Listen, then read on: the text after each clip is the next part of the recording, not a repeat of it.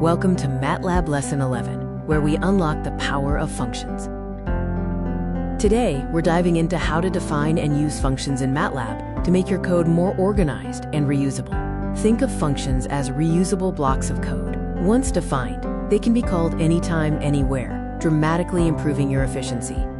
Defining a function in MATLAB starts with the keyword "function," followed by the output variable, the function name, and its input arguments in parentheses. Let's create a simple function to add two numbers, a and b, which we'll call myadd. The beginning of our function definition will look like this. Function out equals myadd, a comma b. The core of the function is the calculation. For our addition function, the body is simply out equals a plus b. This assigns the sum to our output variable. All MATLAB functions must conclude with the end keyword to signal the end of the function definition. Once the function is defined, the next crucial steps are saving it correctly and then calling it from the MATLAB command window. You must save the file with the same name as the function, so our file should be saved as myadd.m.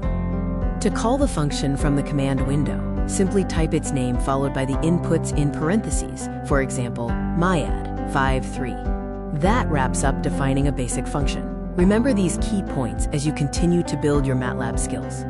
It's best practice to keep all your custom function files like myadd.m organized in your own designated script folder. Join me in the next lesson where we'll explore anonymous functions, a powerful, compact way to define functions in MATLAB.